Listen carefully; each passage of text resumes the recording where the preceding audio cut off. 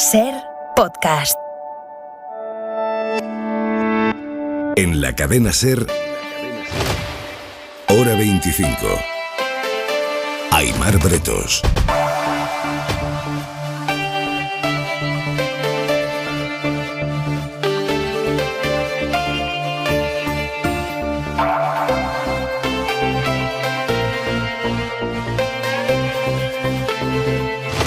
Está publicando ahora mismo el diario británico The Guardian que un único cliente de la empresa que fabrica Pegasus pidió vigilar a 200 números de teléfono españoles. De golpe, un cliente de Pegasus propone 200 números de teléfono españoles para que se espiaran. ¿Y quién es ese cliente? El propio The Guardian apunta que fue Marruecos. Entre otras cosas porque en esa lista, entre los 200 móviles españoles que ese cliente proponía investigar, figuraba el de Ignacio Cembrero, periodista especializado en el Magreb, y el del activista saharaui Aminatu Haidar, que son dos perfiles que en principio los húngaros mucho interés en ellos no iban a tener. Hoy hemos sabido además que el primer ataque al móvil de Pedro Sánchez se produjo solo unas horas después de la entrada de casi 10.000 migrantes a Ceuta desde Marruecos, justo al día siguiente de aquel movimiento. En mayo de 2021, al día siguiente, cuando el gobierno intentaba dar una respuesta logística, diplomática a aquella crisis enorme, ahí alguien atacó, espió el móvil del presidente del gobierno de España. Y hoy El País publica que en las mismas fechas que atacaron el móvil del presidente, en mayo de 2021, en mitad de aquella crisis con Marruecos, también fue espiado el teléfono de la que entonces era ministra de Exteriores, Arantxa González Laya. El gobierno no lo confirma. Dice el Ejecutivo que solo hablan de hechos contrastados, pero cuenta El País que técnicos del CNI confirmaron entonces que el teléfono de Laya había sido atacado, aunque no llegaron a determinar cómo, si fue con Pegasus o con otro software, ni quién estaba detrás de ese ataque. Bueno, mañana comparece en el Congreso la máxima responsable política del CNI, que es la ministra de Defensa, Margarita Robles, y pasado mañana, el jueves, lo hará la directora del Centro Nacional de Inteligencia, que es Paz Esteban. Comparecerá ella, Esteban, en la Comisión de Secretos Oficiales, así que lo que tenga que decir o lo que tenga que explicar la directora del CNI sobre la gravísima brecha de seguridad que se ha demostrado con este espionaje al presidente del gobierno y a la ministra de Defensa, lo que tenga que explicar Paz Esteban lo conocerá solo un grupo muy reducido de diputados. Hoy ya el gobierno ha dejado en el aire su apoyo a la directora del CNI. Por la mañana, en Hoy por Hoy, Félix Bolaños, ministro de la Presidencia. Escuchen el matiz entre lo que le preguntaba Ángels o cómo se lo preguntaba y la respuesta del propio Bolaños. ¿La directora del CNI debe seguir en el cargo? La directora del CNI sigue en el cargo, está trabajando para esclarecer estos hechos. Y yo creo que esa es la fase en la que en este momento estamos, que sea esclarecer los hechos y que conozcamos qué ha ocurrido. ¿La directora del CNI debe seguir en el cargo?, preguntaba Ángels. La directora del CNI sigue en el cargo, respondía Bolaños. E insistía, esperemos a saber qué ha pasado. Y entonces, cuando se sepa lo que ha pasado, habrá ceses. Yo creo que lo importante ahora es conocer exactamente qué ha ocurrido y exactamente que conozcamos la verdad. Y a partir de ahí sacar conclusiones. ¿Se pudo hacer todo lo que podíamos hacer? ¿Hay que mejorar protocolos? ¿Hay que mejorar procedimientos? Bueno, pues todo eso son decisiones posteriores a conocer exactamente qué ha ocurrido. Y en una línea muy parecida, la ministra portavoz del Gobierno, Isabel Rodríguez, ha comparecido hoy tras el Consejo de Ministros. Le han preguntado a los periodistas. ¿Descarta totalmente la dimisión o el cese de la responsabilidad del CNI? Y responde el Gobierno. Cada momento tiene su afán. Estamos en la fase de aclarar qué es lo que ha sucedido, a quién le ha sucedido. Y esto es determinante para seguir avanzando en cómo corregimos lo sucedido.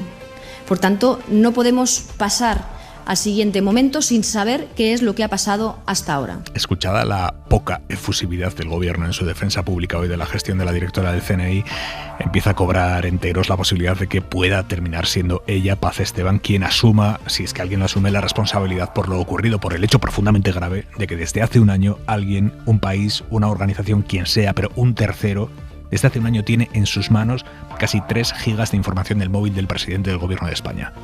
Y España no se ha dado cuenta hasta ahora. Por ahora, el Centro Criptológico Nacional sigue comprobando uno a uno los teléfonos de los ministros, aún no de todos. La Moncloa no da información conjunta de a qué miembros del gobierno sí o a cuáles no se les ha chequeado ya el móvil, pero por lo que hemos podido recopilar en cada ministerio, ahora mismo estos son las vicepresidentas y ministros a los que sí se les ha comprobado el iPhone. Ana Terradillos, buenas noches. ¿Qué tal, Aimar? Buenas noches. Sí, además de haber estudiado el móvil de Sánchez y el de Robles, ahora mismo lo que sabemos sabemos es que hay 3 ministros a los que se les ha investigado y que ya tienen ese terminal en su poder, aunque no tenemos resultados. Esos 3 ministros son el ministro Álvarez, la ministra Sánchez y la ministra Alegría, Pilar Alegría, de Educación. Ahora mismo el Centro Criptológico Nacional está revisando el terminal del móvil a las 3 vicepresidentas, a Calviño, a Díaz y a Rivera, también al ministro del Interior, a Grande Marlaska, a la ministra de Justicia y también a la ministra de Hacienda. Eso es ahora mismo lo que tiene entre manos el Centro Criptológico Nacional. Uno a uno ha ido entregando el móvil desde primera hora de la mañana. La última ha sido la ministra de Hacienda y los resultados con esos informes periciales técnicos correspondientes a cada caso se van a conocer, según fuentes del Centro Criptológico Nacional, en un máximo de 36 horas y en principio lo que piensa hacer el Gobierno es hacer públicos los resultados. Los siguientes que van a pasar por ese chequeo van a ser los terminales de las ministras Darias, también la ministra Morant, la de Ciencia, y también la ministra Reyes Maroto. Esos van a ser los siguientes. Y quienes no nos dan pistas porque por motivos de seguridad prefieren no adelantar si sus teléfonos han sido analizados todavía o van a serlo en los próximos días son el ministro Bolaños, el ministro o la ministra Montero, Garzón y Yone Belarra. De momento no nos dan pistas sobre si sus teléfonos han sido ya investigados, aunque eso sí, lo que sabemos es que todos van a pasar por ese Centro Criptológico Nacional. Nos pasa lo mismo con Isabel Rodríguez, tampoco sabemos si su teléfono ha sido ya investigado, o por ejemplo con los ministros Planas y Escrivá. El Gobierno confía en tener todos los informes periciales, esto es importante, Aymar. En una semana, a partir de ahora, se va a hacer público ese resultado y si resulta que hay infección, si resulta que esa investigación da que efectivamente ha habido un programa espía que ha infectado esos teléfonos, lo que se hará es caso por caso llevarlo a la Audiencia Nacional. Y a partir de ahí habrá que investigar también otros teléfonos, porque ya no es solo una cuestión de los ministros. Es fácil imaginar que entre el presidente y, por ejemplo, su jefe de gabinete, Óscar López, circula información mucho más sensible que la que puede circular entre el presidente y el ministro de Consumo, por poner un ejemplo. Aquí se abre un escenario, es todo nuevo y es todo muy delicado. Ana Terradillos, gracias, buenas noches. Gracias, Aymar, buenas noches. Esther Palomera, adjunta al director del diario.es, buenas noches, Esther. Buenas noches, Aymar. Carlos Cue, corresponsal político del País. Hola, buenas noches. Y Santiago Martínez Vares, consultor político, muy buenas noches. Muy buenas noches, Aymar. El día en 2 minutos, Isabel Villar. Día de terremoto político y social en Estados Unidos ante la posibilidad de que el Supremo del país derogue el derecho al aborto y lo deje en manos de los estados, que podrían prohibirlo o restringirlo a placer, y ante esa posibilidad We are not going back. ya han empezado a concentrarse manifestantes a la puerta del Supremo con caras conocidas como esta que escuchábamos, la senadora demócrata Elizabeth Warren, que ha dicho que no darán un paso atrás. Los demócratas han anunciado que van a presentar la semana que viene una ley para intentar blindar el derecho del aborto a nivel nacional y que no quede en manos de los estados, aunque no parece que vaya a salir adelante porque no tienen mayoría. Me preocupa que después de 50 años sigamos diciendo que una mujer no tiene derecho a elegir. Si esta decisión se mantiene, sería algo verdaderamente radical, porque pone en tela de juicio todas las decisiones sobre la vida privada. Es un viraje fundamental de la jurisprudencia estadounidense. Esto ha dicho el presidente de Estados Unidos, Joe Biden, que hoy también ha ido a visitar una fábrica de armas para expresar, dice, su apoyo a Ucrania. Rusia ha intensificado hoy sus ataques contra la fábrica de acero de Azovstal, en la que, según Kiev, se refugian todavía centenares de civiles y militares en la ciudad de Mariupol. El Ministerio de Defensa ruso habla de un ataque con artillería y aviones sobre el complejo. Además, en el Donbass, en Donetsk, un ataque ruso contra una planta industrial ha dejado 10 muertos. Y Olaf Scholz, el canciller alemán, no descarta que Rusia ataque más países. Lo ha dicho en rueda de prensa junto a las primeras ministras de Suecia y Finlandia, y asegura que si ambos países pidieran unirse a la OTAN, Alemania lo apoyará. Terminamos en España porque la caída de la natalidad que llevamos arrastrando estos últimos 10 años se nota en los colegios. Han perdido 300.000 alumnos y eso está haciendo que las comunidades se reorganicen, manteniendo, por ejemplo, escuelas rurales con muy pocos alumnos. Julio Gortázar, experto en el sector educativo, no descarta el cierre de centros, aunque pide aprovechar el momento para hacer cambios, empezando por reducir el número de alumnos por clase. Yo creo que eso va a estar encima de la mesa y inevitablemente se cerrarán centros. Yo lo que creo es que no deberíamos perder la oportunidad, aprovechar que estamos obligados a tomar ciertas decisiones para introducir cambios que redunden en la mejora de la calidad y la equidad del sistema educativo. Porque la cosa no va a ir a mejor. El informe del Gobierno España 2050 anticipa que para ese año habrá 800.000 estudiantes menos que ahora, es decir, 33.000 aulas menos. Gracias, Isabel. Y una de las escenas más impactantes del día Este es el momento en el que el alcalde de Ourense, Gonzalo Pérez Jácome, ha agredido a una sindicalista que protestaba a las puertas del ayuntamiento. Ella llevaba un megáfono, le dice algo al alcalde y él responde dándole un empujón fuerte en el pecho. Después ha intentado justificarse, ha dicho que estaba evitando una agresión acústica, que le rompiera los tímpanos con el megáfono. Eso ha dicho Radio Galicia, Ricardo Rodríguez. La escena es clara y no da margen a muchas interpretaciones. Una sindicalista, megáfono en mano, se dirigía a sus compañeros que protagonizan una huelga de transporte y que se concentraban a las puertas del consistorio. Todo transcurría con normalidad hasta que apareció en escena el alcalde Pérez Jácome, que ante la insistencia de la mujer en que tomase el megáfono para dar explicaciones a esos trabajadores, el alcalde no dudó en zarandearla y empujarla. Él dice que lo hizo porque temía una agresión acústica. Y coge el megáfono y lo dirige hacia mí, hacia mi persona, me lo acerca a la cabeza y pues empieza a vociferar. Y en ese momento yo reacciono de forma instintiva. Si a lo mejor tengo un segundo o dos más para pensar, pues a lo mejor hago otra cosa. Pero en ese momento que yo veo que hay una agresión, una amenaza y una agresión acústica que me puede romper el tímpano, dejar sordo, tener una pérdida auditiva permanente, pues la aparto y le doy un empujón. Lejos de pedir perdón, de disculparse, el alcalde grabó un vídeo sin posibilidad de preguntas en el que justifica su actitud, la agresión. Lola Panero es la sindicalista a la que empujó. Empujoume que non le pegue, que non le pegue, que non le pegue, que non le pegue. Eu, sinceramente, es que ni se me pasó por la cabeza, ni lo toqué, vamos, para nada. Jácome es el líder de Democracia Ourensana, un partido que gobierna en Ourense gracias a los votos del Partido Popular, que de momento mantiene su apoyo al alcalde. Esta tarde el sucesor de Feijóo, Alfonso Rueda, ha dicho que no ha visto las imágenes, que no ha visto el vídeo, pero que no le gusta nada lo que le han contado, aunque de momento el Partido Popular no le retira su apoyo.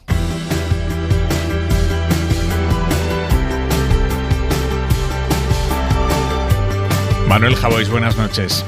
¿Qué tal, Aymar? Buenas noches. ¿Qué te sugiere lo que ha pasado hoy en Ourense con Jácome?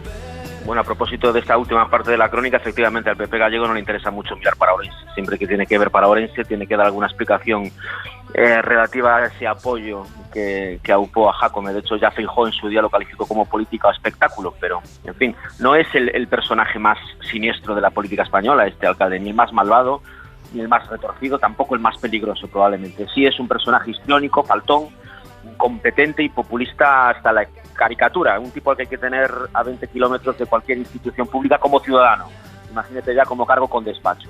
Pero Jácome y los disparates de Jácome, que son innumerables y virales casi todos ellos, en este caso ya no hablamos de disparate, hablamos de una agresión, es el ejemplo de hasta dónde puede llegar el PP de Feijóo antes de que gobierne el Partido Socialista, que por ejemplo en Ourense fue la lista más votada. Permitirán antes cualquier cosa y aún después de cualquier cosa permitirán a Jácome. Eso sí son segundos. Imaginemos que ganan ellos y necesitan también de cualquier cosa, que en lectura nacional desde luego no es nada difícil de imaginar.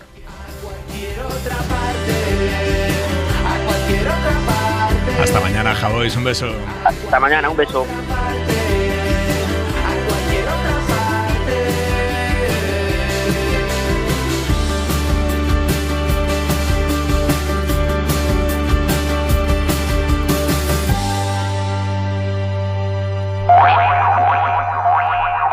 Vamos a ampliar la información que está publicando esta noche el diario británico The Guardian, que desvela que un único cliente de Pegasus pidió vigilar de golpe 200 teléfonos españoles, 200 números de teléfono que ese cliente, se entiende que un país puso en una lista para que se espiaran. No quiere decir que se llegara a espiar a esos 200, quiere decir que un cliente puso una lista con, señores, aquí están 200 números de teléfono españoles que quiero que se espíen. Y el propio The Guardian apunta a que pudo ser Marruecos. Corresponsal en Londres, Begoña Arce, buenas noches. Hola, ¿qué hay? Buenas noches. Cuéntanos qué está publicando el Guardian.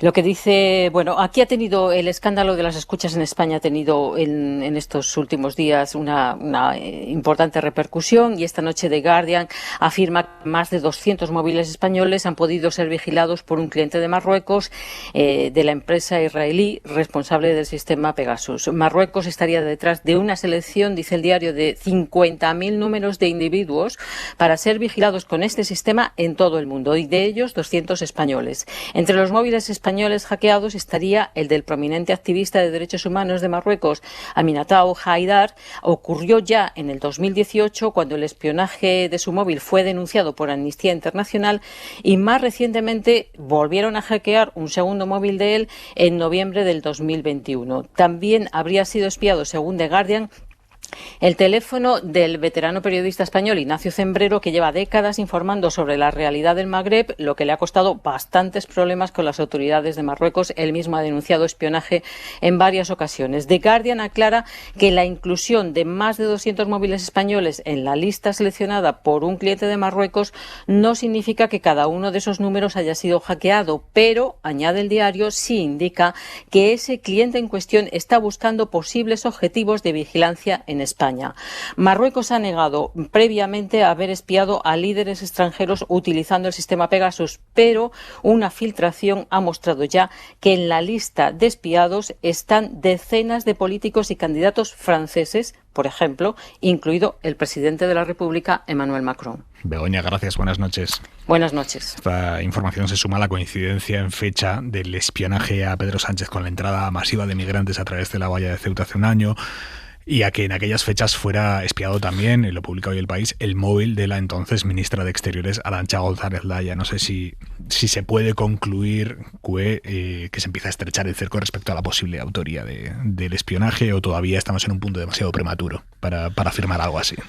Bueno, yo creo que el gobierno no lo va a querer decir claramente, porque lo que nos cuentan es que es muy difícil saberlo al 100%, porque la única posibilidad sería localizar de alguna manera dónde se descargaron esos datos, y aún así es dificilísimo. Creo que no lo sabremos nunca del todo, pero es evidente que todo apunta hacia el mismo sitio. Son demasiadas coincidencias, y además sabemos cómo funciona Marruecos. Efectivamente ha habido intentos que nunca ha reconocido el gobierno francés, pero que parece que está bastante claro que también espiaron a Macron. En fin, a mí lo que me llama la atención también del debate político en España es que no estemos debatiendo lo que está debatiendo toda Europa, lo que está debatiendo el Parlamento Europeo. Hay una comisión de investigación en el Parlamento Europeo muy fuerte, donde se está debatiendo, señores, ¿qué pasa con Pegasus? ¿Por qué nunca en España vamos a la mayor? Hay unos estados supuestamente amigos, como Marruecos, y el propio Estado español también parece que lo ha podido usar. Hay varios estados con una empresa que nos dicen, y tenemos que creérnoslo, y varias fuentes de todo tipo te dicen que no es verdad, que solo se está vendiendo a gobiernos, como si fuera una cosa súper controlada, que es una cosa que tiene que estar autorizada por el gobierno israelí, cuando estamos viendo que no es así. Estamos viendo que Pegasus se ha descontrolado de una manera absoluta. No creo que estuviera controlado nunca, pero evidentemente Pegasus, incluso solo en manos de los gobiernos, vemos lo que provoca. Que un gobierno como Marruecos espía al presidente de un gobierno de un gobierno con el que tiene relaciones, o al gobierno o al presidente de la República Francesa.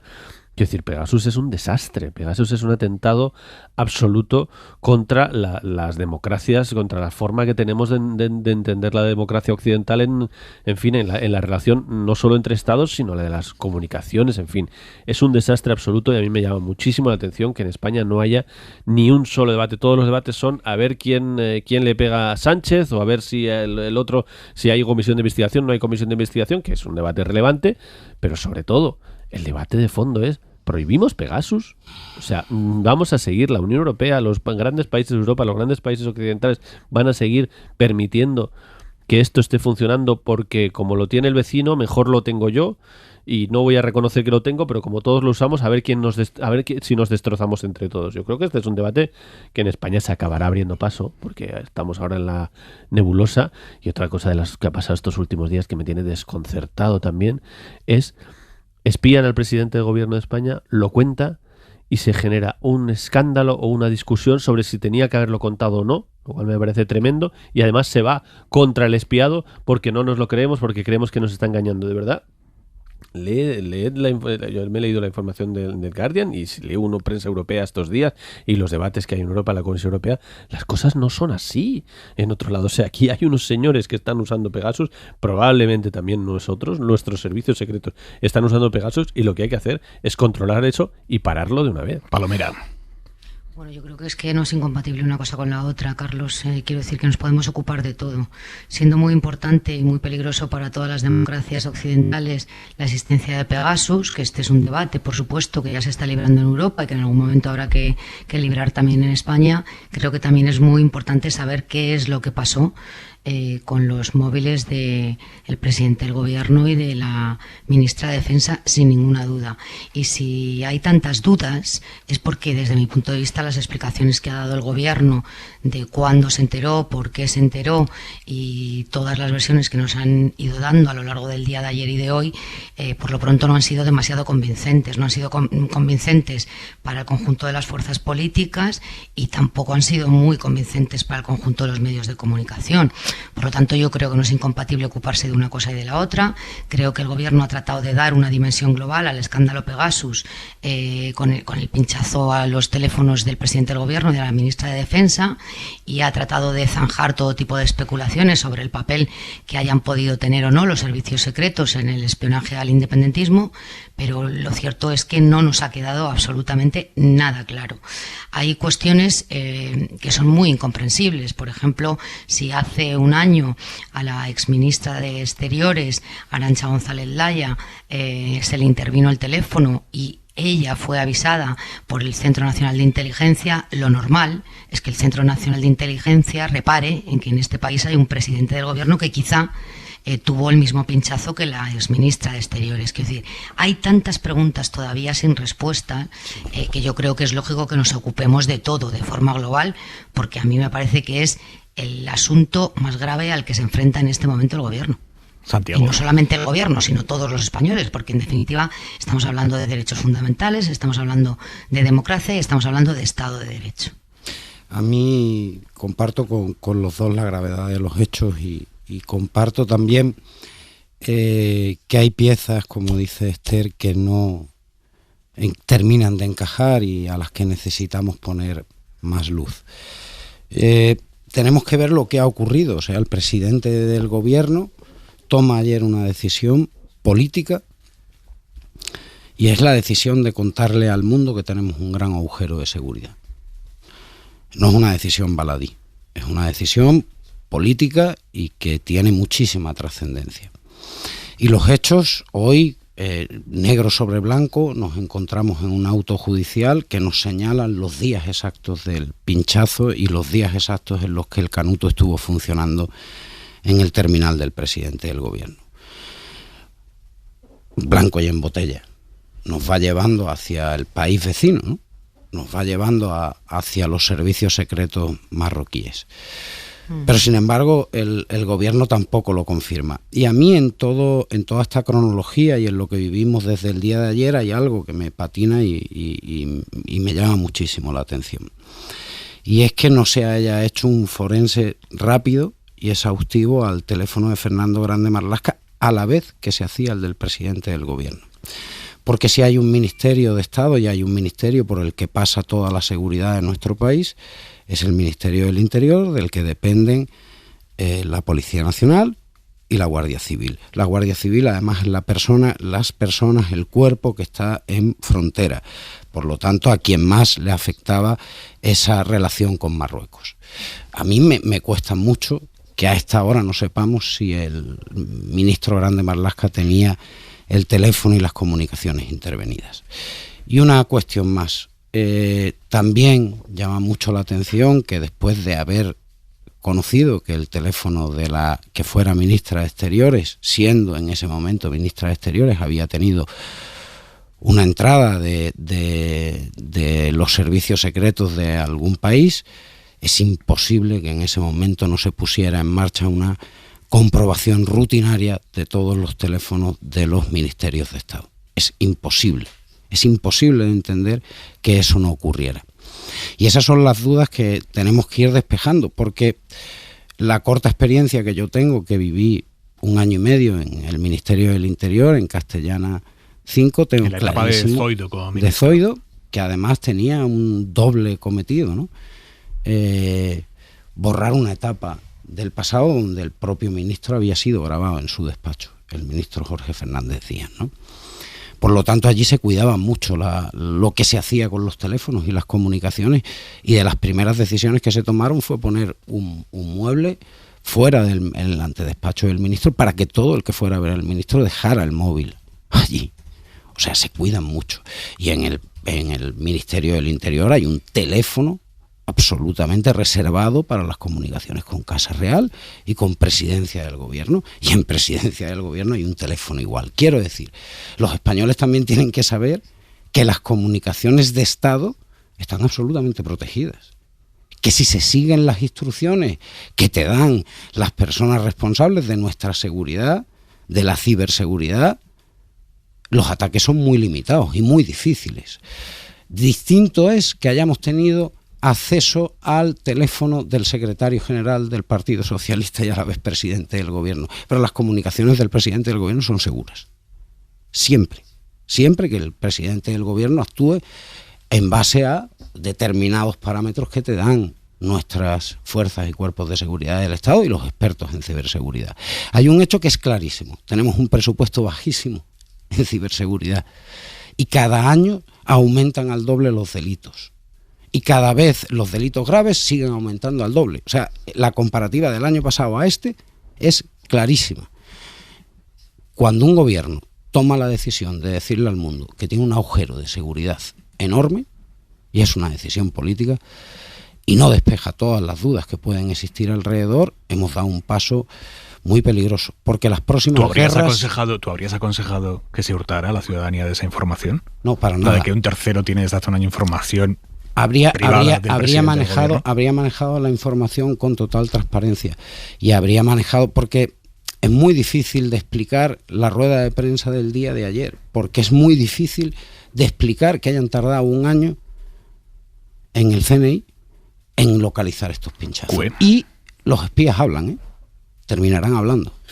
Por eso digo que yo creo que era impensable que hubieran guardado ese informe en secreto, ese informe que, si nos creemos lo que nos dice el gobierno y realmente, como efectivamente estoy de acuerdo contigo, los espías hablan, creo que el gobierno no puede estar mintiendo en esto, porque las personas que han hecho el informe en algún momento contarían, en ningún caso yo he dicho que mientan. No digo que diciendo que la información que nos están dando no es toda, eso que seguro, la información, eso seguro, pero... o sea, la interrogante sobre el teléfono de Marlaska creo que nos la hacemos todos, o sea, es muy lógica, es el responsable de la seguridad pero digo, del país. El escenario que creo que es relevante, que es el que planteabas tú de por qué se toma esta decisión y cómo se toma, y efectivamente es una decisión que otros gobiernos no han tomado, se toma en un contexto. Se toma en el contexto de que llevamos 2 semanas el debate político español absolutamente monopolizado por Pegasus, todo el mundo hablando de Pegasus. Si nos llegamos a enterar, y creo que nos habríamos enterado, porque por suerte en este país hay periodismo y hay gente que habla, y eso el informe de ayer pues lo conocería poca gente, pero lo conocería unas cuantas personas en este país, y dentro de un tiempo lo conocerían unas cuantas más, y en algún momento nos habríamos enterado. Sin duda. Y si nos llegamos a enterar de que el presidente del gobierno tiene este domingo, con la que está cayendo, un informe que dice que ha sido intervenido con Pegasus su móvil hace un año y no nos lo ha contado, yo creo que en esta tertulia le habríamos criticado con muchísima dureza y habría que lo nuclear, yo creo que por eso digo que yo creo que el problema, efectivamente, el problema que tiene el gobierno es que incluso atendiendo que efectivamente faltan explicaciones y nos faltan muchas preguntas, de hecho lo de González Laya ni siquiera lo reconocen, faltan muchos agujeros, pero es que atendiendo a sus explicaciones es gravísimo. Porque atendiendo a sus explicaciones no se han dado cuenta hasta ahora, porque no han hecho, que eso es lo que nos están diciendo, el examen tan fuerte que se hizo el sábado, que implica que el presidente del gobierno se quede sin móvil durante 24 horas y se le hace un examen exhaustivo. Eso es lo que nos están contando, se han hecho exámenes periódicos, pero no de la intensidad y de la agresividad de este que se hizo el sábado. Eso, también ayer, eso es muy grave. Perdón, dos vicepresidentes del gobierno, Carmen Calvo y Pablo Iglesias, que estuvieron ayer aquí en este programa, nos dijeron que a ellos cogerles el móvil para chequeárselo ni una vez. Nunca. Pues Interior tiene otros protocolos totalmente distintos, desde luego. Desde luego que son totalmente distintos. Yo desde luego ¿Cómo son? Perdona, Palomera, un segundo. Pues en el tanto en la vivienda del ministro, como en el despacho, como en los propios teléfonos, hay un control exhaustivo mensual.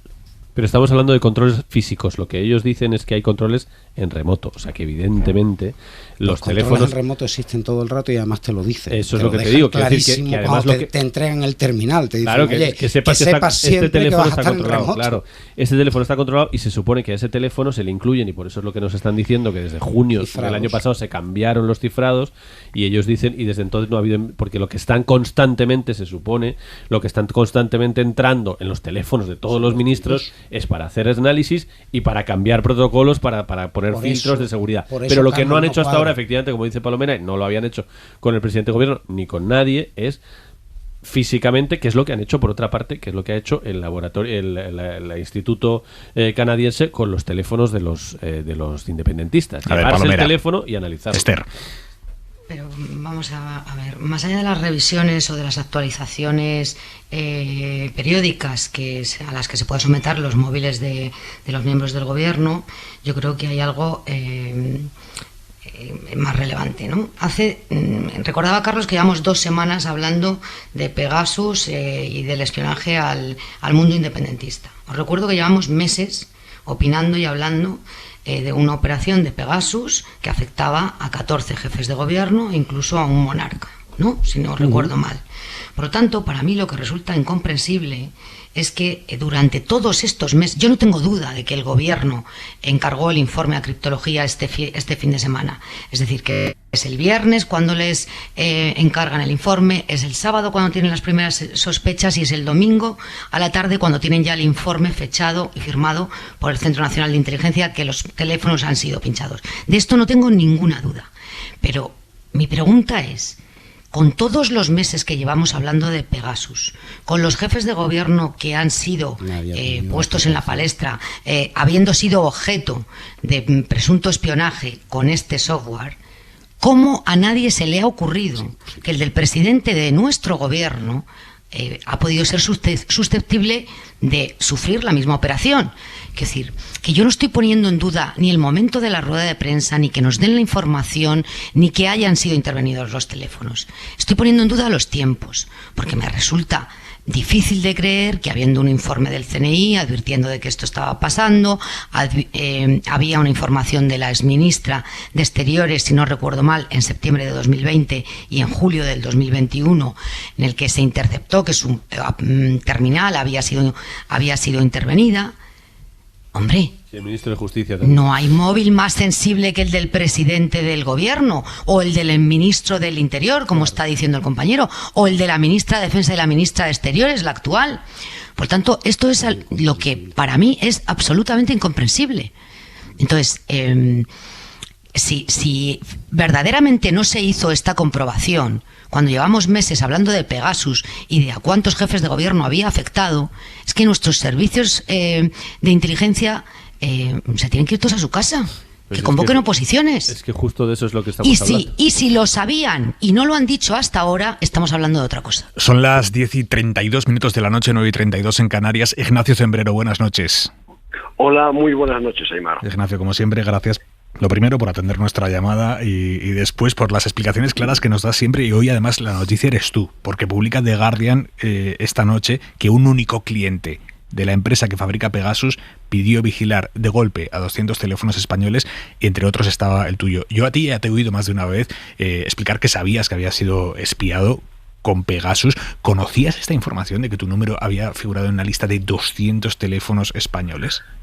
No, conocía desde el 17 o el 18 de julio del año pasado que yo había sido espiado con Pegasus, según Forbidden Stories, esta asociación de 17 grandes medios de comunicación de todo el mundo que había llevado a cabo esa investigación, pero no sabía que estaba acompañado por otras 199 personas. Y te tengo que decir, Aimar, que para mí hoy es un día de gran alegría, porque yo siempre dije que aquí había mucha más gente, que no era razonable que yo fuera el único móvil español que aparecía en esa lista. Y hoy han aparecido no los números, que yo creo que los acabaremos conociendo, por lo menos muchos de ellos, pero sí 199 acompañantes. Yo sabía que ese espionaje había sido masivo y no era individual, no estaba solo dedicado a mí. Me siento acompañado esta noche. ¿Tú sabes, Ignacio, exactamente en qué fechas fuiste espiado? La investigación de Forbidden Stories, de la que se hace eco hoy The Guardian, se remonta al año 2019. Eso no quiere decir que se acabara ahí, ni muchísimo menos. Eso significa que los móviles estaban infectados en ese momento. Pero en algunos casos, y yo creo que el mío es uno de ellos, la infección, por llamarlo de alguna manera, el virus siguió vivo durante mucho tiempo, probablemente hasta el año pasado. ¿Tú fuiste consciente del momento en el que te infectaron el teléfono? Para nada, y yo creo que aquel que diga que es consciente no sabe de qué está hablando. Se puede infectar de muchas maneras, pero simplemente con una llamada de WhatsApp desde un número desconocido es una manera de infectar el teléfono, pero no hay ni siquiera que descolgar esa llamada de WhatsApp o conectándote a una red wifi pública de un aeropuerto, de una estación de trenes, por ejemplo, o incluso de un hotel, y que alguien que está cerca de ti a través de esa red infecte tu teléfono, pero no te enteras. ¿Te sorprende, Ignacio, saber que Marruecos pasó una lista de 200 teléfonos móviles españoles a investigar, a espiar? No me sorprende en absoluto, porque en el año pasado, en julio, la investigación de Forbidden Stories que revelaba que había 50.000 móviles en todo el mundo espiados con Pegasus, atribuía unos 10.000 móviles a Marruecos, a los servicios marroquíes. De esos 10.000 móviles, 6.000 lógicamente eran argelinos o del Frente Polisario. 1.000 eran franceses, incluido el del presidente de la República, el del primer ministro y el de 14 ministros en activo. Y lo que no era razonable, lo que no era lógico, es que entre esos 10.000 teléfonos que se atribuía a Marruecos solo hubiera un teléfono español, que era el mío. Esto no era creíble, porque para España es, para Marruecos, un país muy, muy importante. Yo diría que hoy en día ya casi tan importante como Francia. Luego tendría que haber aquí más gente espiada y con el tiempo acabaremos sabiendo quiénes eran. Ignacio, te lo pregunto claramente, ¿sospechas que el espionaje al presidente del gobierno y a la ministra de Defensa, de la que acabamos de tener noticia esta semana, puede estar vinculado con esta lista de 200 móviles que pasa Marruecos a la empresa de Pegasus? No, porque es un espionaje más reciente, se remonta al año pasado, al mes de mayo y al mes de junio del año pasado. La información que da el Guardian hoy, si no me equivoco, se refiere al año 2019. Aquí, en el caso del presidente del gobierno, de la ministra de Defensa, y yo añadiría también, aunque el Félix Bolaños no la haya mencionado, de la ex ministra de Asuntos Exteriores, Arantxa González Laya, estamos hablando de los meses de mayo y junio, es decir, el momento en el que se alcanzó la cumbre, el cenit de la crisis con Marruecos, con lo que yo llamo la invasión pacífica, por supuesto, de Ceuta, por unos 10.000 inmigrantes irregulares. Así que, por lo que te entiendo, y corrígeme, por favor, no lo vinculas con esa lista de 200 teléfonos, pero sí lo vinculas con el actor protagonista, que es Marruecos. Efectivamente, lo vinculo con el mismo protagonista, entre otras cosas por las fechas que hemos conocido hoy, en las que el teléfono del presidente fue infectado, el 19 de mayo y el 31 de mayo, si no recuerdo mal. Estamos en plena crisis con Marruecos. Es Marruecos el que debe tener interés en saber qué es lo que se dice aquí, qué es lo que dice el presidente del gobierno, la ministra de Defensa y quizás unos cuantos más. Entonces, no, para que quede claro, son dos momentos diferentes. 2019 es la investigación de la que se hace hoy eco de Guardian y probablemente conoceremos esos nombres. Hay 200 personas, es 2019. Algunos siguieron espiados más allá de 2019. Yo creo, en mi caso, que lo fui más allá de 2019. Pero la investigación de Guardian, repito, se limita a 2019. Ahora, en el caso del presidente del gobierno, de la ministra de Defensa, y yo añado, de la ministra de Asuntos Exteriores en aquel momento, estamos hablando de mayo, junio del año pasado, en plena crisis con Marruecos, sobre todo a causa de la acogida, de la hospitalización de Brahim Ghali en el hospital de Logroño. Ignacio Sembrero, como siempre, muchísimas gracias. Un abrazo. Gracias a vosotros. Ha llamado la atención hoy lo rácano, o por lo menos lo poco efusivo que ha sido el gobierno en la defensa pública de la directora del CNI, Paz Esteban. Guillermo Lerma, muy buenas noches. Buenas noches, Aimar. De varias formas se le ha preguntado a la ministra portavoz por la continuidad de la directora del CNI. Le pregunto si tienen la ministra Robles y la directora del CNI el respaldo del presidente del gobierno. Y de todas, esta es la única en la que Isabel Rodríguez ha respaldado claramente a Paz Esteban. Por supuesto que en estos momentos la ministra de Defensa cuenta con el total apoyo apoyo del presidente del Gobierno como la directora del CNI. Pero lo ha hecho introduciendo un matiz. El Ejecutivo deja claro que distingue entre distintas fases. Este momento, en el que la jefa de los servicios cuenta con el respaldo del presidente, es el de esclarecer los hechos, argumento que ha compartido esta mañana aquí en la SER el ministro de la Presidencia con la portavoz del Ejecutivo. Estamos en la fase de aclarar qué es lo que ha sucedido, a quién le ha sucedido. Y yo creo que esa es la fase en la que en este momento estamos, que sea esclarecer los hechos y que conozcamos qué ha ocurrido. Quiere, por tanto, la Moncloa que Paz Esteban dé explicaciones ante la Comisión de Secretos el jueves y después ya sí se abrirá otra etapa en la que entonces no se descarta que se pidan responsabilidades. Cuando se determine todo lo que ha ocurrido, pues tendremos que valorar qué hay que mejorar, qué hay que cambiar, porque es evidente que se han producido ataques y, por tanto, eso hay que mejorarlo, eso hay que cambiarlo. Lo que se han defendido claramente tanto Bolaños como Rodríguez es la tarea del CNI y el papel de sus 3.000 trabajadores. Está en el aire, la continuidad de la directora del CNI, por lo que le hemos escuchado hoy al Gobierno.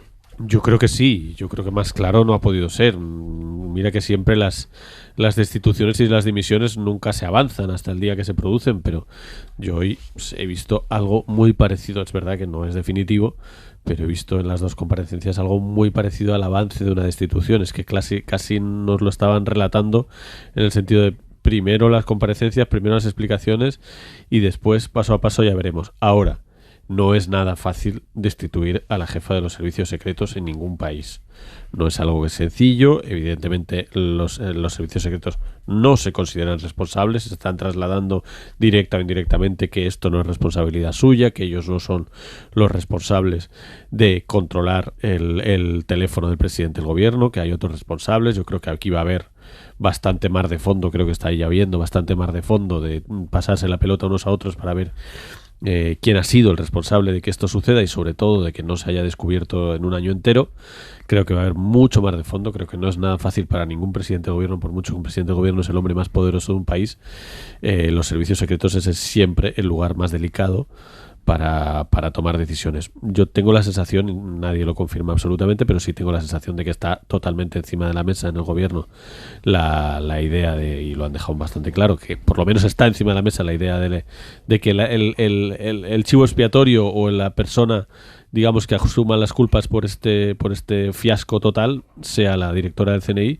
Pero vamos a ver cómo se hace eso y cuándo se hace eso, porque no es nada fácil. Es una persona que lleva 40 años en el centro, y no tiene vínculos políticos, no es una persona elegida por criterio político, digamos, no es una persona de confianza del gobierno de Sánchez, sino que es alguien que ya estaba ahí mucho antes, lleva 40 años, fue la número 2 de San Roldán y se ha acabado convirtiendo en la número 1, pero es alguien de los servicios secretos de toda la vida, con lo cual seguramente la gente de allí, trabajan 3.000 personas allí, es un poder dentro del Estado, seguramente tratarán de defenderla, en fin, yo creo que van a pasar muchas cosas. La clave de momento es la comparecencia del jueves.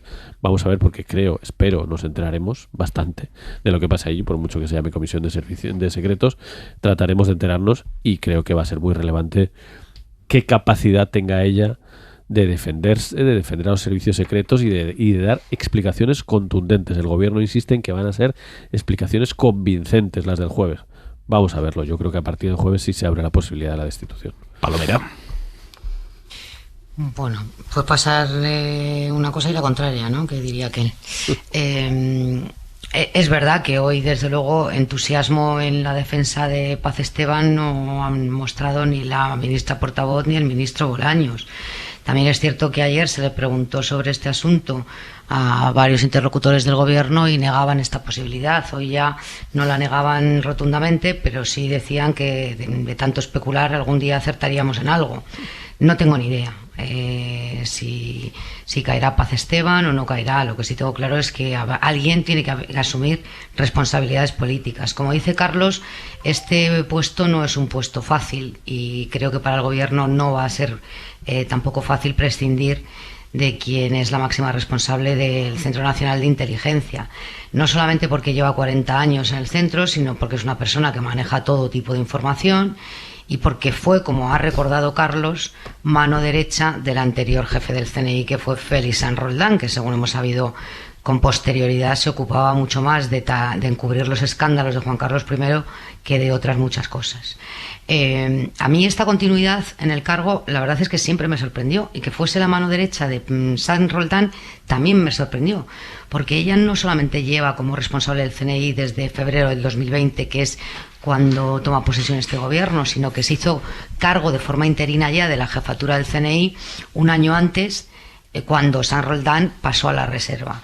Quiero decir que es tanta la información que manejan, tan sensible toda esa información, que como hemos visto hay continuidad en la selección de quiénes son los máximos responsables de los servicios secretos españoles.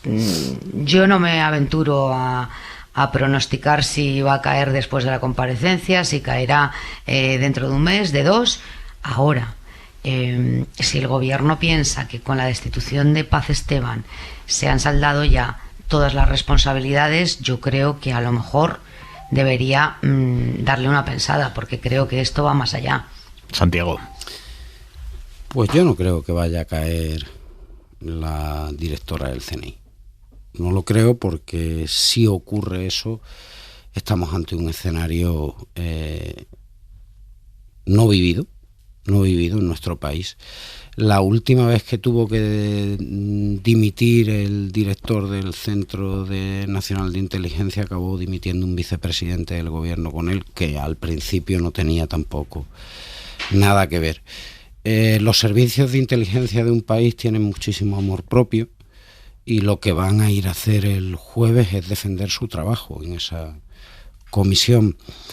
Y nos darán algún detalle más de trabajos que se han hecho, seguro, a raíz de por ejemplo, la entrada en el móvil de la propia González Laya.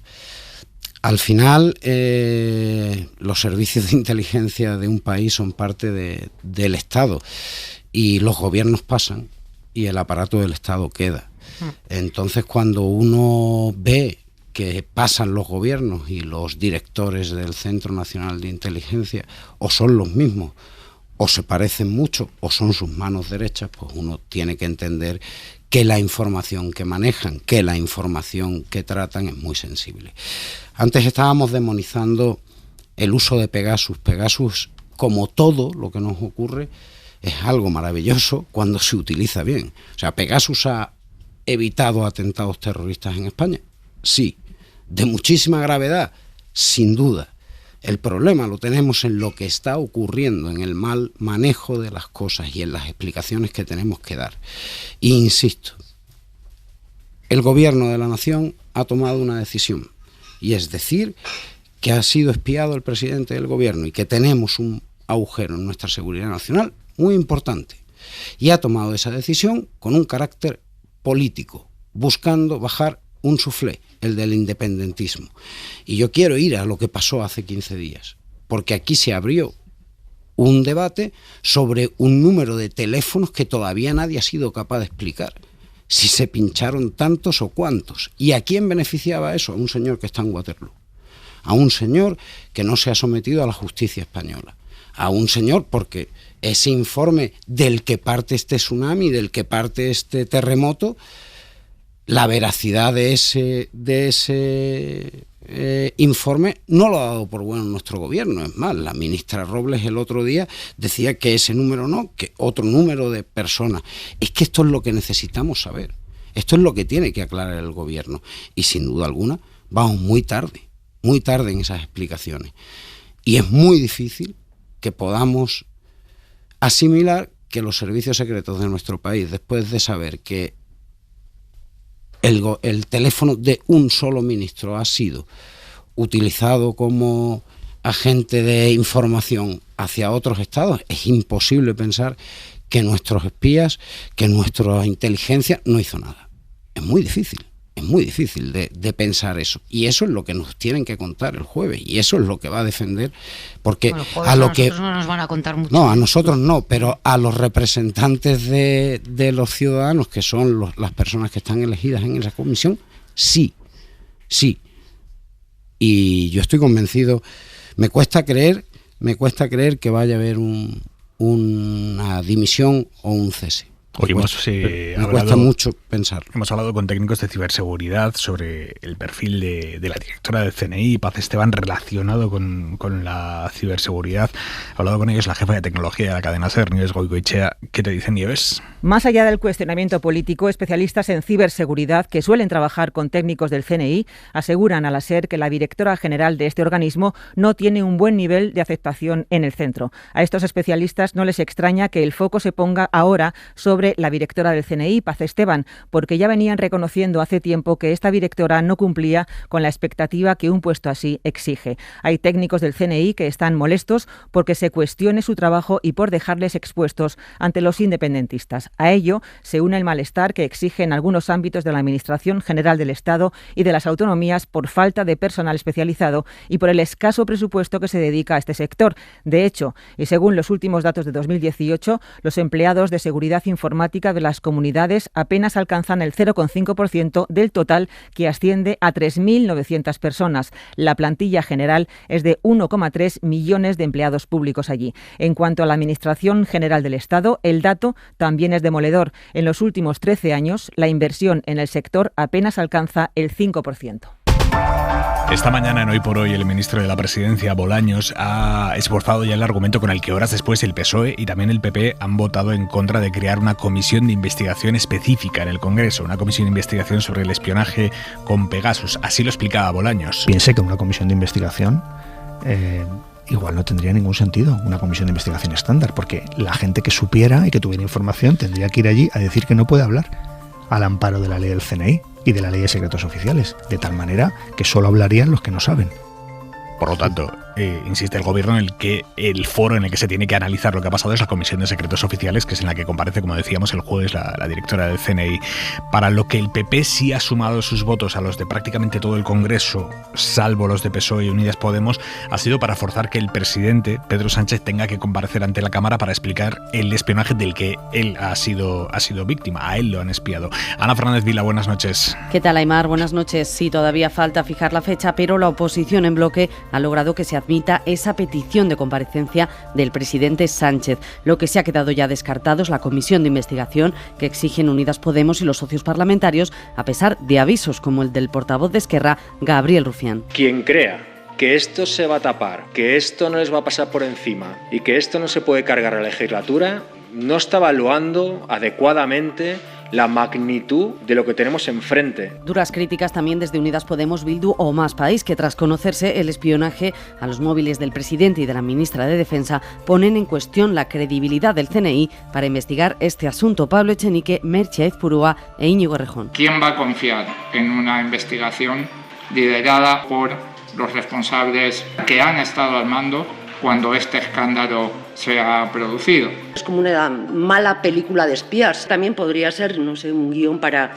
Ibáñez, aquel que escribía las viñetas de Mortadelo y Filemón y la tía. Si el gobierno español no es capaz de garantizar que no se espía al presidente del gobierno, ¿cómo va a garantizar la seguridad y la tranquilidad de los españoles? Pero el PSOE pide tiempo y remite a la Comisión de Secretos Oficiales. Héctor Gómez, portavoz. Ese es el espacio donde podemos analizar la información con próximas comparecencias. Creo que es muy importante los tiempos, ir dando pasos. Y remiten también los socialistas a esa comparecencia que ofrecerá mañana la ministra Robles en la Comisión de Defensa. Por la información que manejáis, Palomera, ¿qué se puede esperar de esa comparecencia de Robles, Margarita Robles, mañana? Bueno, pues por la información que manejamos debemos de esperar poco de esa comparecencia. Primero porque el motivo de la comparecencia no tiene nada que ver con el espionaje, sino con otros asuntos. Y es verdad que todos los grupos parlamentarios, todos los portavoces intentarán llevarla a ese terreno, pero la ministra de Defensa no puede dar según qué información, porque estaría efectivamente vulnerando la ley. Por lo tanto, yo creo que la comparecencia de mañana nos va a dejar muy insatisfechos. Hay que esperar a la del jueves, que creo que de la que tampoco vamos a obtener demasiada información, y ya me temo que el titular de unos minutos después de que concluya la comisión del jueves por la mañana será que los grupos han quedado insatisfechos a tenor de las explicaciones que les ha dado la directora del CNI. Respecto a lo que ha ocurrido hoy en el Congreso, a mí me parece muy razonable que se haya aprobado la comparecencia del presidente del Gobierno. Es más, me hubiera gustado que el presidente del Gobierno hubiese pedido a petición propia esa comparecencia, porque después de llevar el asunto ayer, como decidieron en la Moncloa, ante la Audiencia Nacional para que se abra una investigación judicial, yo creo que tiene que haber dos ámbitos en esta cuestión. Una es el ámbito judicial, sin ninguna duda, y que se depuren todas las responsabilidades judiciales si las hubiera, cosa que va a ser muy complicado de demostrar, pero luego está el ámbito político, en donde también habrá que depurar responsabilidades. Por eso digo que el presidente del Gobierno debería haber pedido esa comparecencia a petición propia. Lo que no le veo mucho sentido es la comisión de investigación, sinceramente. Creo que esa comisión de investigación serviría mucho más para el combate político que para conocer realmente lo que ha pasado, porque habría que abrir en canal, valga la redundancia, las entrañas de la seguridad nacional. Y esto ningún gobierno que tenga dos dedos de frente, ningún parlamento debería hacerlo, ¿no? Bueno, lo va a hacer el Parlamento Europeo. Quiero decir, es un poco llamativo. Yo entiendo lo que dice Bolaños, entiendo de que algunas personas no podrían decir públicamente, bueno, hay sistemas, hay comparecencias a puerta cerrada también. Todos los parlamentos se enfrentan a problemas como estos. El Parlamento Europeo acaba de constituir una comisión de investigación sobre Pegasus. Ningún jefe de gobierno ha hecho público que haya sido objeto de este ataque. No, pero es que no hace falta que vayan los jefes de gobierno. Nosotros hemos ido un paso más allá. Vamos a la vanguardia.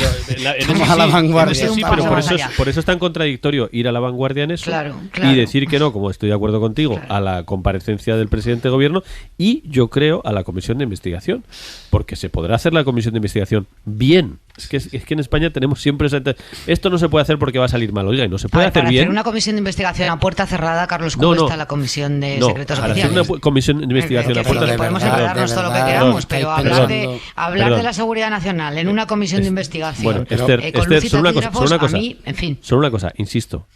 Se han vuelto locos los del Parlamento Europeo.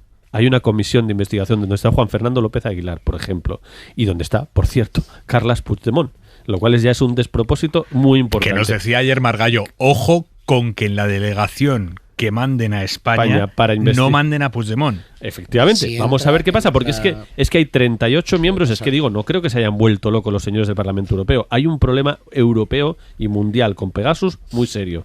¿Qué van a hacer en la comisión de investigación del Parlamento Europeo esas 38 personas? Pues no creo que le vayan a pedir solo información a personas que no pueden decir nada. Os voy a dar la palabra ahora mismo, vamos a volver a este asunto ahora mismo, pero antes quiero que nos vayamos en directo a Valencia porque está diluviando de forma tremenda sobre la ciudad, tanto que ha tenido que cortar varios túneles, hay calles convertidas en ríos impracticables. ¡Venga, al agua, patos! ¡Bua! ¡Bua! Hasta el cuello, nada. No tengas miedo. Dios mío. ¡Ay, el coche! Ahí el coche, dice esa señora. La Agencia Estatal de Meteorología acaba de elevar el nivel de aviso en toda la provincia al máximo, que es el nivel rojo, porque esas fortísimas lluvias van a seguir esta madrugada. Radio Valencia, Julián Jiménez, buenas noches. ¿Qué tal, Aimar? Buenas noches. Pues ahora mismo la noticia es que AEMET, como dices, ha elevado la alerta por lluvia en Valencia y su área metropolitana, ha pasado de alerta naranja a alerta roja y así va a seguir hasta bien entrada la madrugada. Todo se circunscribe a la capital y al área metropolitana. Se trata de una tormenta estática que no está previsto que avance hacia el sur hasta dentro de unas horas. No está lloviendo, está jarreando desde primera hora de la noche y además con importante aparato eléctrico. Como consecuencia de la acumulación de agua se ha tenido que cortar, por ejemplo, el túnel de la avenida Hermanos Machado en la Ronda Norte, el de Primado Reig y Peseta Lisandre, el túnel de Clariano. Nos llegan imágenes, como decíais, de muchos coches atascados en avenidas convertidas en ríos y contenedores que campan a sus anchas. Son decenas las llamadas que están llegando al 112 advirtiendo de achiques, de la necesidad de achiques de agua, de acumulación de agua de lluvia. Está cortada también la avenida Ingeniero Faustelio, dirección Patacona en Alboraya, el camino de Vera. Ha entrado mucha agua en muchos de los bajos de los poblados marítimos, Malvarrosa, Cabañal, Nazaret, también agua en las estaciones de metro. En menos de 2 horas, los bomberos municipales, para que os hagáis una idea, han tenido que realizar más de 100 servicios relacionados con lluvias. Llueve Aimar sobre mojado desde que ayer por la noche arrancara este episodio virulento de tormentas. En solo 24 horas acumulados en algunos puntos de la ciudad, más de 220 litros por metro cuadrado en la ciudad del Turia. ¿Eso que oímos de fondo, Julián, es lluvia? Así es. ¿Suena así desde dentro de tu casa ahora mismo? Sí, bueno, he abierto la ventana para que podáis apreciar la fuerza con la que cae el agua. Vale. Julián, gracias, buenas noches. Pero para que os hagáis una idea. Para que nos hagamos una idea. Buenas noches. Vamos a preguntarle ahora a Carbo hasta cuándo va a continuar este episodio en Valencia, en toda la provincia, como decimos, alerta roja ahora mismo allí. ¿Hasta cuándo va a seguir el temporal del que nos hablaba Julián Jiménez en la provincia de Valencia? Jordi Carbó, buenas noches. Muy buenas noches. Si nos ceñimos al aviso de la Agencia Estatal de Meteorología, el aviso por situación meteorológica de riesgo, es lo que habéis dicho, nivel rojo, lo mantendrá hasta las 2-3 de la madrugada aproximadamente. Y como nos comentaban desde Valencia, pues se empieza a detectar ahora mismo desde el radar cómo la tormenta empieza a desplazarse un poco hacia el sur, pero vaya, todavía queda rato para que llueva en algunos barrios, no datos oficiales. Se calcula ya que se superan los 230 litros por metro cuadrado. Un dato, el récord en un solo día en la comunidad valenciana, en la ciudad de Valencia, es de casi 260 litros por metro cuadrado, es decir, nos estamos aproximando a este récord. A partir de ya avanzada la madrugada, esta tormenta se irá diluyendo a la par que se desplazará hacia el sur, pero mucha precaución después al viento, que va a soplar muy fuerte, complicando también la situación marítima. Y la ropa para mañana en el resto de España, chubasquero también. No tanto, de hecho la tendencia es que la lluvia vaya a la baja. Lo que recomendamos es ropa de abrigo a primeras horas. Como esta noche el cielo va a quedar raso en gran parte del país, van a bajar con más facilidad las temperaturas. Va a hacer un poco de frío mañana a primeras horas, pero como después va a hacer sol en la mayor parte de comunidades, las temperaturas subirán rápidamente y ya empezaremos a superar con facilidad los 20 grados en la mayor parte del país. Pero todavía algunas tormentas, sí que recomendamos ropa para la lluvia cerca del Mediterráneo prácticamente. De hecho, durante la madrugada también tendremos tormentas fuertes en Andalucía, en Murcia, y esta situación todavía va a aguantar unos cuantos días más con pausas, pero cerca del Mediterráneo todavía algunas tormentas severas. Hasta mañana, Carbón. Adiós. Y empezamos a cerrar este martes 3 de mayo. Isabel Villar. Martes en que ha quedado visto para sentencia en Barcelona el juicio contra un hombre acusado de estafar 240.000 euros a un amigo suyo, aprovechando que tiene una discapacidad intelectual. El acusado vivía con él para cuidarlo, pero durante 5 años se dedicó presuntamente a ir pidiendo créditos e hipotecas a su nombre. Lo hizo hasta que se enteró la familia de la víctima, de Alex. Fue su hermano quien lo descubrió por unos mensajes de teléfono. En el momento que a él lo van a operar de un tumor cerebral en el 2010 y le están cortando el pelo, y mientras le está cortando el pelo está sonando el móvil, y en el móvil le aparecen unos mensajes que ponía directamente que les pagan la hipoteca o se lo digo a tu hermano. Así lo contaba en declaraciones a la SER a nuestra compañera Andrea Villoria. No era el único mensaje que le vio a su hermano, tenía más en los que le reclamaban enormes cantidades de dinero por otros préstamos. El acusado dice que solo le acompañaba al banco y que no sabe nada del dinero. Tienen la historia completa en cadenaser.com. Seguimos en Hora 25 con Santiago Martínez Vares, con Esther Palomera, con Carlos Cue. Estábamos, antes de irnos a Valencia por el temporal enorme que está cayendo allí, estábamos en un intenso debate en esta mesa acerca de las comisiones de investigación y si procedería o no crear una específica para analizar el escándalo que supone que al presidente del gobierno le hayan espiado el móvil y que ahora alguien tenga desde hace un año información, 3 gigas, casi 3 gigas de información sobre el presidente del gobierno en su poder. Santiago, ¿tú cómo lo ves? Yo, fíjate, todas las comisiones de investigación en la historia de nuestro país han sido un fracaso. Ninguna ha sido capaz de arrojar luz sobre ningún asunto de relevancia. De acuerdo en absoluto con eso. Y la Kitchen, que es la más reciente, por ejemplo, ¿cuántos programas has hecho tú aquí con información que ha salido en la Kitchen? Yo no lo creo. Yo creo que salen cosas. Distinta a la que ha salido en los tribunales. Bueno, ha habido espías, ha habido policías que hablaron en la Kitchen que nunca habrían hablado. Ojalá le hubieran dado una entrevista a Aymar, pero nunca se la darían. Y sin embargo, hubo un policía que para mí la comisión entera valió la pena por escuchar a un policía que se dedicaba a vigilar a lobos solitarios, a yihadistas, que contó en sede parlamentaria en la comisión de investigación, contó que a él le habían sacado de vigilar a terroristas para seguir a Bárcenas.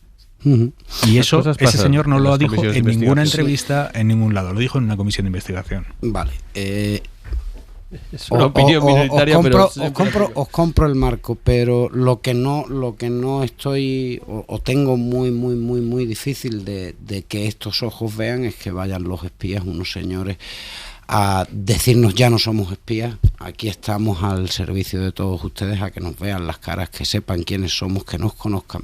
La inteligencia de los países son otras cosas, y si tenemos una comisión de investigación hablaremos de ciertas cosas, pero no hablaremos del día a día y de cómo funcionan los servicios secretos de un país. Al final, lo que nos ha pasado en estos días, insisto, porque llevamos 15 días hablando de este asunto del espionaje en base a un informe que no hemos sido capaces todavía de ver cuánto tiene de veracidad y cuánto no. Porque todavía no hemos sido capaces de que el Centro Nacional de Inteligencia nos diga cuánto de lo que apuntan y cuántos teléfonos de esos estaban monitorizados. Y esto sí creo que es clave tanto en la comparecencia, no en la comparecencia de la ministra Robles, pero sí en la comparecencia de la directora del CNI, que deje muy claro qué ha pasado con el independentismo, qué medidas se han tomado y bajo qué parámetros, y qué juez autorizó cada una de esas escuchas. Yo creo que eso tranquilizaría mucho todo el ambiente político, porque si el señor Junqueras recibe una información clara de que su teléfono no había sido intervenido, sino el de no sé quién y el de no sé cuántos, y en base a estas órdenes judiciales, creo que será bastante tranquilizador para todas las personas que tengan acceso a esa información. Hay que separar, es que el problema que ha tenido el gobierno es que ha metido en el mismo saco dos cosas y ha comparado un posible pinchazo de un agente exterior, de un gobierno exterior al presidente del gobierno, con unos pinchazos o unos posibles espionajes al independentismo en unos momentos muy determinados. Y es que creo que lo importante es que se separe, y yo entiendo que los señores del Centro Nacional de Inteligencia, que no son políticos, sino señores que se dedican a la inteligencia, separarán una cosa de la otra y nos dirán, pues mire usted, a Tsunami Democratic se le investigó porque es que estuvieron a punto de cortar el aeropuerto, porque las infraestructuras críticas de Cataluña en esas horas estaban en peligro.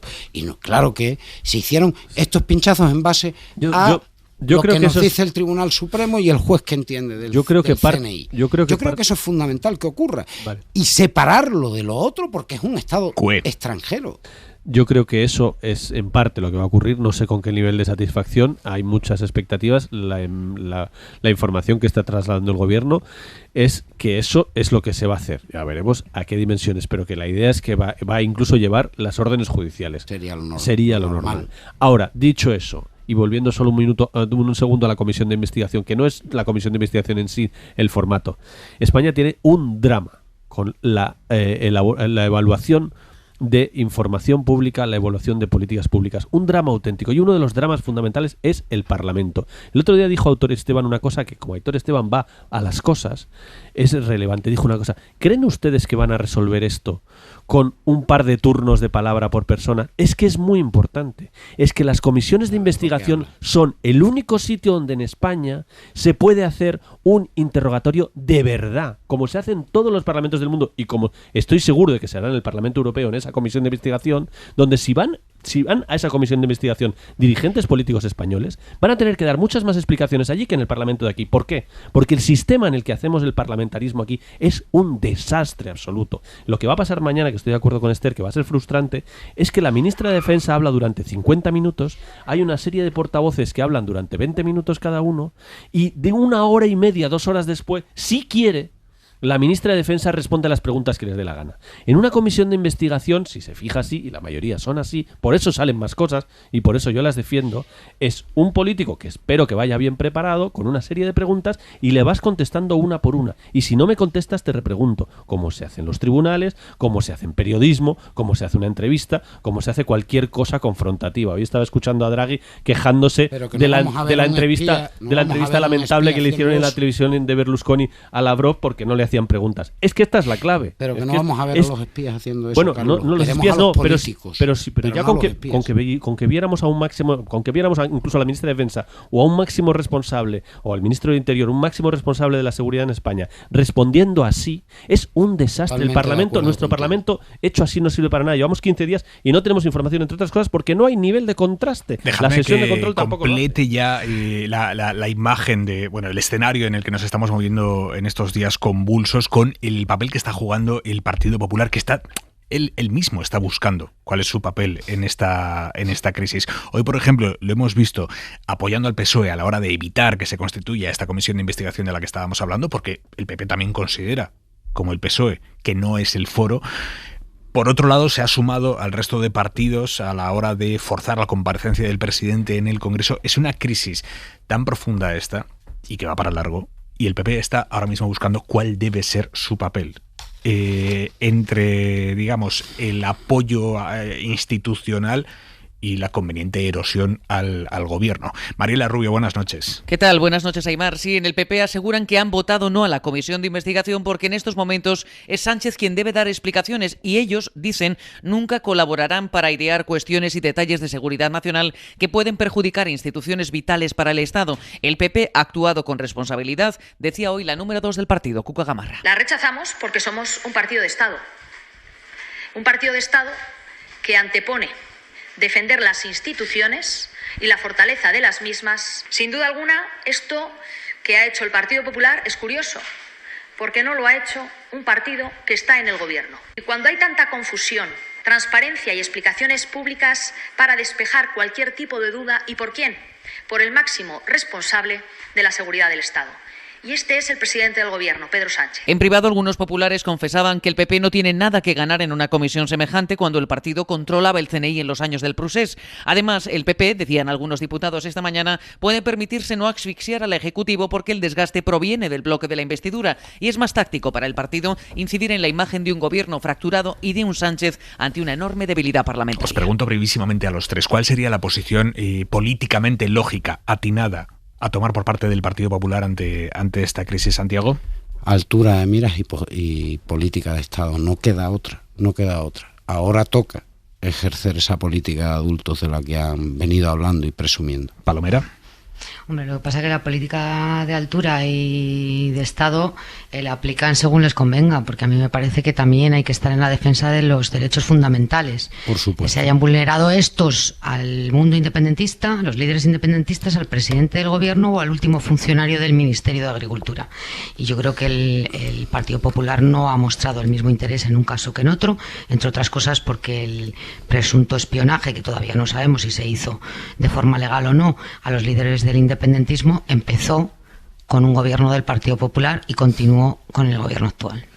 Es sorprendente porque Feijóo dice una cosa pero hace otra. Insiste en decir que él ha cambiado, que va a cambiar la línea y que él quiere política de Estado, pero cuando llega el momento de la decisión, la semana pasada votó en contra, sorprendentemente, y no se abstuvo, y el lunes, después de la primera noticia, que hubo contacto entre el gobierno y el PP para avisarle unos minutos antes, lo primero que dice es sospechosa casualidad, con lo cual pone en duda toda la versión del gobierno. A mí me llama la atención que Feijóo, pues cuando llega el momento decisivo, al final no hace lo que nos dice que va a hacer, pero creo que votar en contra de la comisión de investigación efectivamente es lo lógico para el PP, porque es una comisión de investigación sobre unos servicios secretos que él ha gobernado y que pretende gobernar, con lo cual lo lógico es que los dos grandes partidos se alíen para que no haya lío. Nos quedan unos minutos de programa, pero quiero irme a Estados Unidos porque se están celebrando ahora mismo en muchísimas ciudades del país concentraciones y protestas contra la intención del Tribunal Supremo de derogar en la práctica el derecho al aborto.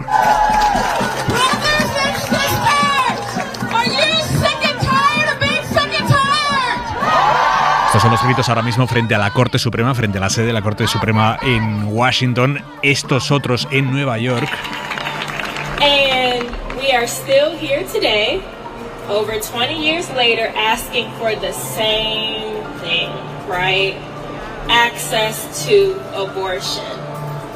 Está en convulsión. Ahora mismo el país, esta pasada madrugada, se ha conocido el borrador que estudian los magistrados del Tribunal Supremo de Estados Unidos, y si se aprueba tal y como está ese borrador, y todo apunta a que va a ser así, porque hay mayoría conservadora clara en el tribunal, eso implicaría dejar el derecho al aborto en manos de las legislaciones estatales, en lugar de que sea legal en todo el país, pasaría a depender de las legislaciones de cada estado. Y ahí los republicanos han ido poco a poco aprobando normas que ya no es solo que en la práctica prohíban el aborto en algunos estados, sino que además en otros lo persiguen con penas duras de cárcel. Hay un ejemplo claro que es Texas, que han aprobado una ley que prevé penas de cárcel no solo para el médico que practique el aborto, sino para cualquier persona que se considere que ha contribuido al aborto o ha colaborado con la mujer para abortar. Y ahí, si el juez quiere interpretar que el taxista que te ha llevado a la clínica del aborto ha contribuido a que tú abortes, el taxista va para adelante. El Tribunal Supremo ha reconocido que ese borrador que ha publicado el medio Político esta pasada madrugada, ha reconocido que ese borrador es cierto. Dicen, ojo, ya veremos si es lo que finalmente se termina aprobando, pero como digo, la mayoría conservadora es clara en el Supremo. Corresponsal en Washington, Víctor Sancho. La confirmación de la autenticidad del borrador, a pesar de que la decisión no sea final, ha servido para incendiar todavía más al sector progresista de unos Estados Unidos que, si bien ya esperaban que en una semana se oficializara la revocación del derecho al aborto, no se han tomado nada bien la contundencia del lenguaje del texto.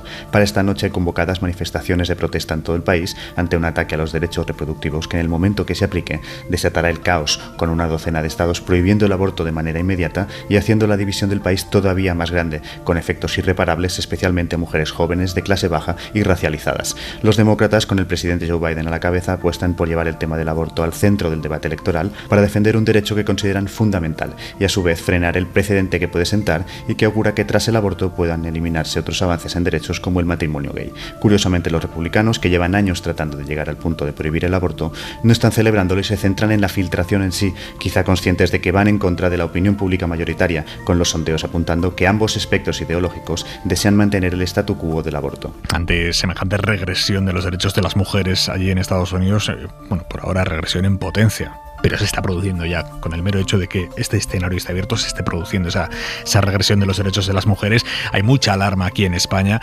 Hemos hablado con la ministra de Igualdad, que en declaraciones a la SER advierte, si se confirma esa posición del Tribunal Supremo de Estados Unidos, eso no va a reducir los abortos. Va a hacer que las mujeres aborten.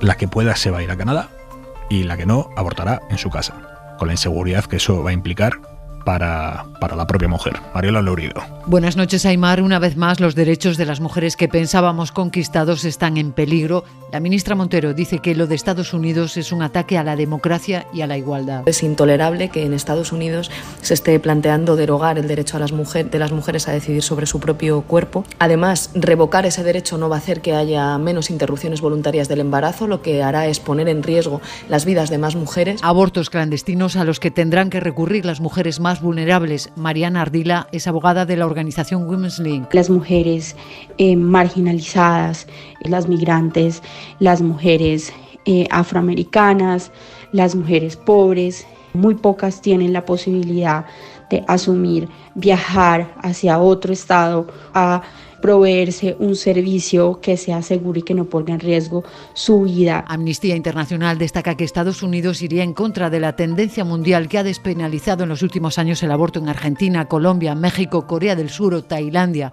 Maribel Tellado. Se pondría del lado equivocado, se alinearía con países como Polonia, que recientemente ha legislado para prohibir el aborto casi en su totalidad, o países como El Salvador, donde hay una prohibición total del aborto que incluso hace que haya mujeres que sean condenadas a 40 años de cárcel. Y se colocaría también con Nicaragua, Honduras, República Dominicana y Haití, países que prohíben el aborto en América. Punto y 25. Joaquín Estefanía. El problema es Pegasus. Decir que el Estado ha de protegerse de sus enemigos es una tautología. El dilema surge cuando los mecanismos que se utilizan para esa protección desbordan el Estado de Derecho. Amnistía Internacional dice que Pegasus ha violado muchos derechos humanos. La Unión Europea busca neutralizar este sistema de espionaje por considerarlo una amenaza para la democracia. Y Michelle Bachelet, alta comisionada de la ONU para los Derechos Humanos, declara que su uso es un ataque a la privacidad de todos. Pegasus se está utilizando en al menos 45 países del mundo con un secretismo total y en muchas ocasiones fuera de los marcos legales. Se trata del hermetismo del poder y su capacidad de restringir o cerrar el acceso al conocimiento de sus actividades. Hay que debatir sobre la legitimidad teórica de los secretos del Estado y sus excepciones. Conocer a quién se ha estado espiando multiplica la alarma social. En cualquier momento puede afectar a cualquiera y sobre cualquier aspecto. El concepto de gran hermano está entre nosotros, y no en una dictadura como insinuaba Orwell. Si sigue, Pegasus logrará que el espíritu de nuestra época sea una ciénaga. Punto y 25. Y antes de marcharnos, quiero contarles una noticia que publica El País en su edición de papel de mañana y que han adelantado ya esta noche. Tomás Díaz Ayuso, el hermano de Isabel Díaz Ayuso, le compró las mascarillas que terminó vendiéndole al gobierno de su hermana, se las compró a una fábrica de cables eléctricos que falsificó los certificados sanitarios. 3 certificados que incorporó al expediente de la compraventa, los 3 irregulares. Javier Casal, buenas noches. ¿Qué tal? Buenas noches, sí. Habla de una empresa china que no se dedicaba a hacer mascarillas y que cambió su objeto de negocio, ¿no?, sobre la marcha. En efecto, dice El País que los certificados que llegaron no eran auténticos o que estaban falsificados y que se aportaron documentos que no eran reales para aparentar la buena calidad de ese producto. El País ha hablado con el hermano de Ayuso, que admite que en China pasan cosas muy raras. Aymar, la comunidad ha publicado esta noche en redes un tuit en el que insisten que esa noticia que publica El País es falsa, que se compraron mascarillas, pero no a esa empresa a la que se refiere el diario El País. Aseguran fuentes próximas al equipo de Ayuso que de lo que habla El País es de una propuesta, pero no de la empresa que realizó finalmente la venta. La mercancía se presentó, nos dicen en Sol, en plazo, en el lugar y con la calidad y en el número señalado por el contratista. Estas mismas fuentes restan importancia a la falsificación o supuesta falsificación de esos certificados porque no era el momento de discutir eso. Dicen que las mascarillas estaban bien, que se testaron y después se pagaron de hecho 2 meses después. Ya es extraño que la Comunidad de Madrid niegue ahora lo que Tomás Díaz Ayuso no negó. Cuando le contactó El País, ahí Tomás Díaz Ayuso lo único que acertó a decir fue: ya sabes que en China pasa de todo, cosas muy raras. Javier, gracias, buenas noches. Venga, buenas noches. Apesta toda la operación de principio a fin. Aquí lo vamos a dejar porque no tenemos tiempo ni para comentarlo. Santiago Martínez Vares, Carlos Cué, Esther Palomera, un abrazo fuerte. Adiós. Hora 25, con Aymar Bretos. Suscríbete a Hora 25. Todos los episodios y contenidos adicionales en la app de Cadena SER y en nuestros canales de Apple Podcast, Spotify, iVoox, Google Podcast y YouTube.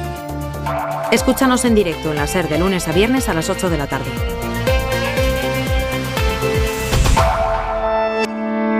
Cadena SER. La radio.